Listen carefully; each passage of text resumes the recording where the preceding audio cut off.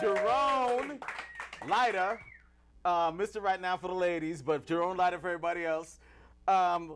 Before we get started on this, I have a very beautiful young lady who's been helping me out for quite a few shows now. Welcome, Jackie. All right, Jackie. Jackie's my stage manager. Jackie's going to be doing all kinds of, she's going to be helping keep me on time. I'm going to be referring to her once in a while. So, get used to this lovely young lady because hopefully she'll be here for every show. When she's not, I'll let you know. I'll be the one to be crying and making a fool of myself. There you go. 1 minute. I'll make you 1 minute, man. That's right. That's Oh! right. Uh-oh. She's going to put it on me like that. She's a married woman, by the way, so, I had a thing from West Side Story. Where am I at, Jackie? What camera am I at? You good. You can't. I'm on camera 3? Okay, good. I didn't see the light. But now get the hell out of my light. Damn, she's like a woman in front of the television during a football game. I love you, Jax. Anyway, I have a great young comic with me here today, Wayne Manigo.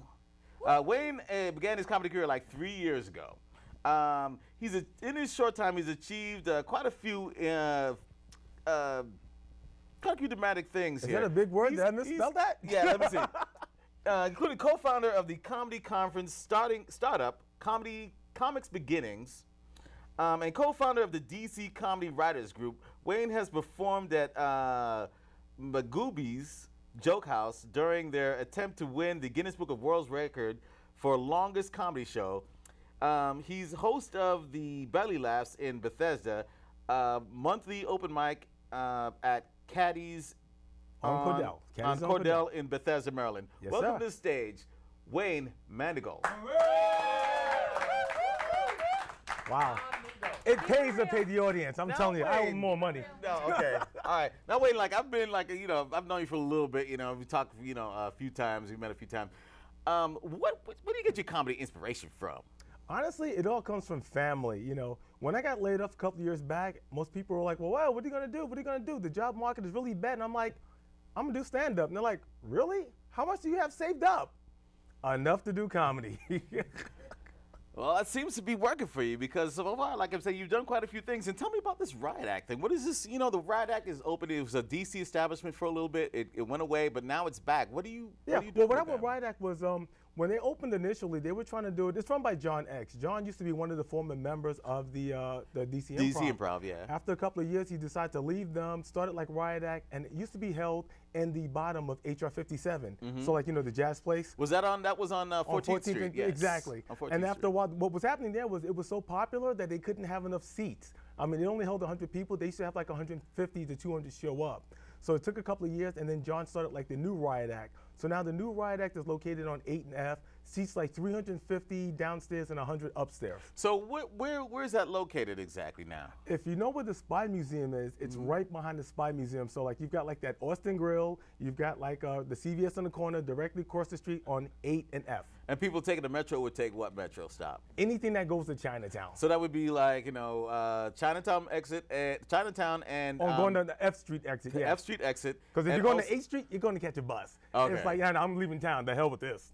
Okay, that's good. That's good. And they could take Metro Center, right? Exactly. Metro Well, no, Center. Metro is a little too far. Metro Center is like one stop out.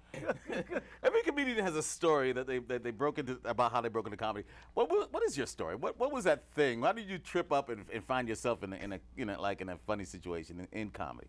We had a barbecue at my house one day, and it was right around Easter time. And me and a fellow comic of mine, Ray Bradley, he's the guy that actually got me started in it.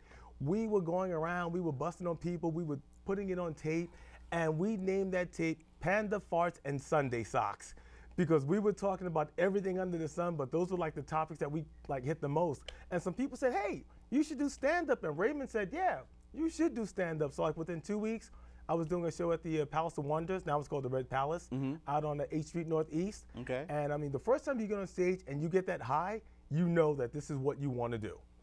So yeah, I was addicted like that. Okay, how was social media a tool that you use in your comedy? Well, I use a lot of it to tell people like what they should be doing in comedy. Comedians don't realize that there's a broad audience that you can contact, and you can get them to come to your shows if you make your presence known. The big problem I have with people who use social media incorrectly is that they always send you spam. I mean, how many Facebook invites do you have in your box right now? You know what I'm saying? I don't even read those anymore. Exactly, because you get so many. I don't even send out invites for this. I let the comics bring their own people because it's like I send all these invites and people just like me, they just go, okay, another show, another thing.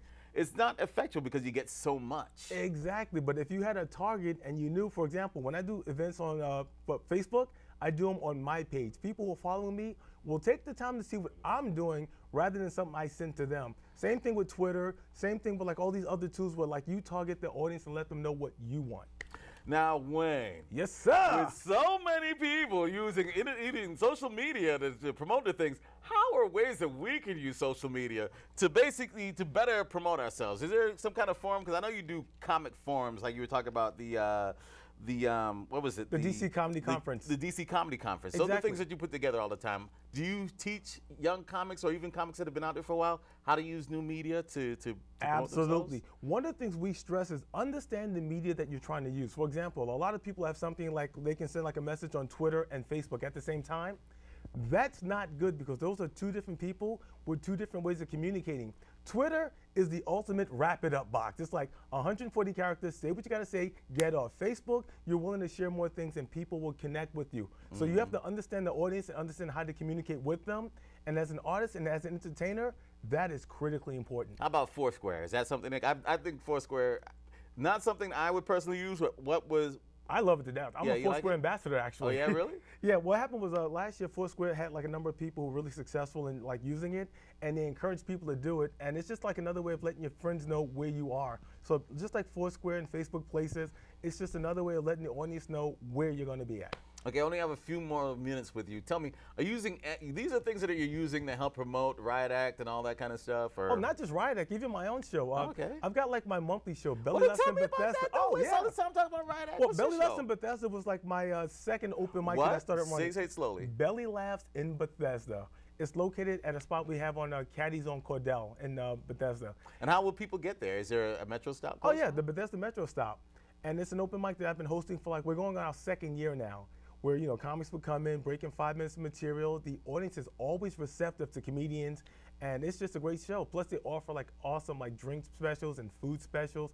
It's just an amazing time there. And first Wednesday of the month in Bethesda. Man, as always, anytime I hang out with you, man, I have a good time, man. Thanks Yes, for coming sir. by. Hopefully Thanks you'll for be back having me. again. Actually, that goes for all you guys. Hope you guys will come back again. This is Wayne Manigo. Check him out friend him on Facebook. Check out his show. Follow me on Twitter at Wayne Man Comedy. At Wayne Man Comedy. Check him out. There you go. He's a great guy. He's going to take the stage and he's going to show us just how funny Wayne is. All right. Thank you, guys. Stay tuned. All right. Yeah. Okay. Could we get a shot with her, with Jackie, just like that?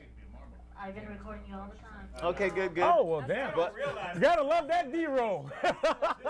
I need Jackie in a sec because we're gonna be talking to Jackie a little bit, and I'm gonna introduce her when we talk a little bit. So Actually, that looks good like this. I know you look good like that from your position. Uh-huh.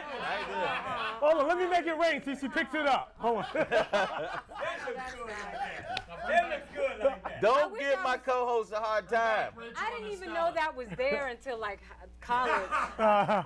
Seriously, I would hear guys go, Brenda got a big old butt. And I'm like, what you talking about? It was after LL got famous. Gotta... Woo! That's what's up. What's up, DC? Loving you guys. Man, I'm glad I actually made it. I was actually here kind of late, and what happened was I was home watching internet porn, and I knew I was watching bad internet porn when I started dancing to the music. But I didn't feel guilty until I realized it was gay internet porn. I'm kidding, I can't dance. So 2011, so far it's been a great year for me. Are you guys having a great 2011 so far? That's what I'm talking about. Because, I thought about this. Last year, let's see what happened.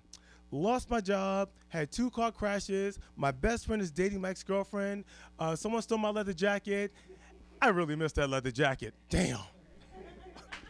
But I have learned that as an artist and as a poet, I can get that hostility out through poetry. So when I learned that my best friend was dating my ex-girlfriend, I wrote a poem about that. So I want to share that with the crowd tonight. Can I share this poem?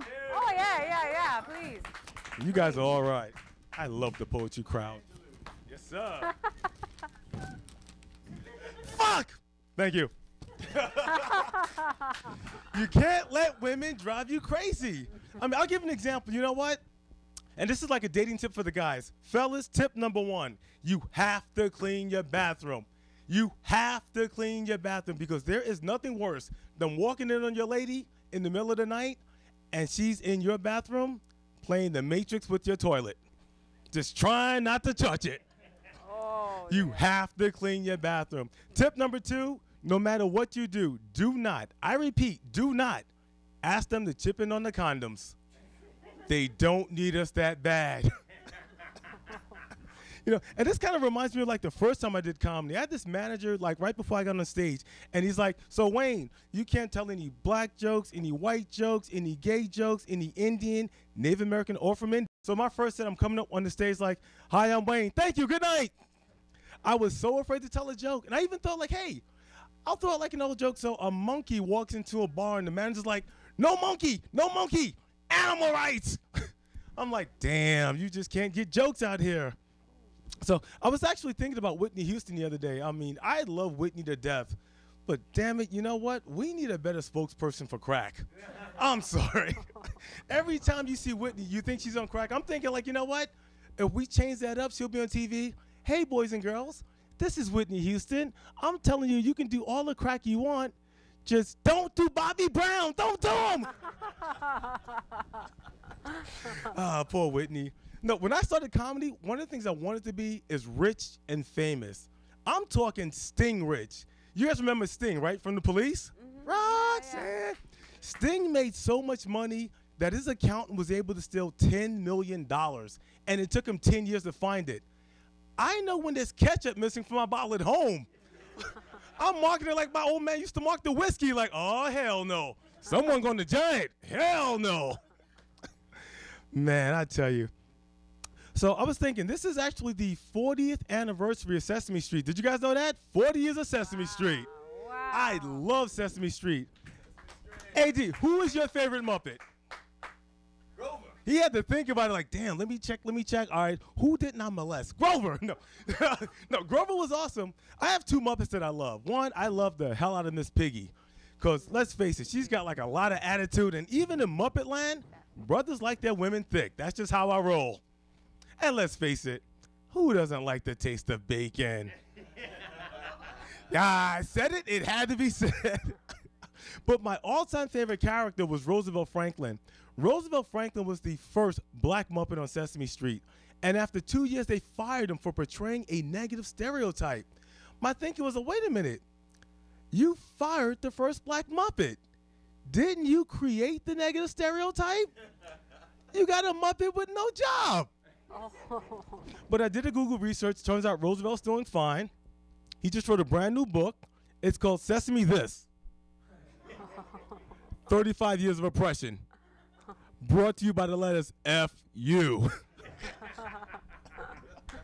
So I was thinking about like advertising. I hate the way that like Madison Avenue is screwing us over repeatedly. They keep bringing all these songs that I grew up with that I love, but they're in like commercials you would never expect. So I'm thinking, you know what? For example, when I hear like Led Zeppelin, and she's flying a stairway to heaven, I want to see a car going off the cliff, you know?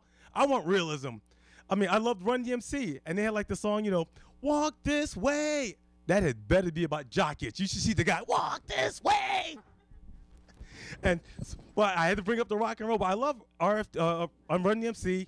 I love Zeppelin, and I was thinking about Aerosmith also. Remember they had that big hit, Dude Looks Like a Lady? Dude looks like a lady. That can only be about alcohol. That's it. Because how much do you have to drink before that Adam's apple actually goes away? Wow. Everyone else is sitting there going, well, you know what? I don't know how much, because I kept buying. She said yes. And on that note, I'm out. Wayne Manigo, check me out on Twitter, Wayne Man Comedy. WayneManigo.com. Peace.